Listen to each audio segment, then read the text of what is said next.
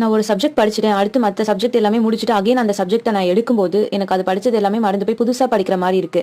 இதுதானே உங்க எல்லாருக்கும் இருக்க ப்ராப்ளம். அதுக்கான சொல்யூஷன் தான் இந்த வீடியோல சொல்றேன். இது டே 10 ஆஃப் 21 டே ஃபோக்கஸ் சேலஞ்ச். ஒரு டைம் படிச்சுட்டு அது எனக்கு எப்பவுமே ஞாபகம் இருக்கணும் அப்படின்னு நினைக்கிறதுக்கு நம்ம பிரெயின் ஒன்று கூகுள் டிரைவ் கிடையாது.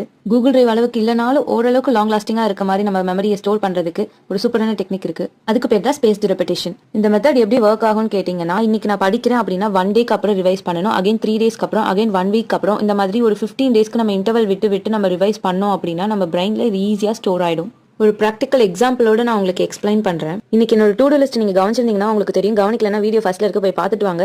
அதில் நான் வந்து ரொம்ப நாள் கழிச்சு இன்னைக்கு அகைன் நான் வந்து ஹிஸ்ட்ரி கிளாஸ் 8 என்சிஆர்டி ரிவைஸ் பண்ணணுங்கிற மாதிரி போட்டுருப்பேன். அது ஏன்னா நேற்று நான் என் ஃப்ரெண்டு கூட பேசிட்டு இருக்கும்போது அவ என்கிட்ட இதுல இருந்து கொஸ்டின்ஸ் கேட்டா. அப்படி கேட்கும்போது எனக்கு மறந்த மாதிரி இருந்துச்சு. ஸோ நான் அகைன் இன்னைக்கு ரிவைஸ் பண்ணணும் அப்படின்னு டிசைட் பண்ணேன். அண்ட் இதுக்கு எனக்கு இன்னைக்கு ஹெல்ப்ஃபுல்லா இருந்தது இந்த ஆஸ்வாலோட NCERT one for all book தான். இதுல வந்து நோட்ஸ் எல்லாமே கிறிஸ்பாவும் and also after every chapter கொஞ்சம் கொஸ்டின்ஸ் கொடுத்திருந்ததுனால எனக்கு படிக்க ரொம்பவே எங்கேஜிங்கா இருந்துச்சு.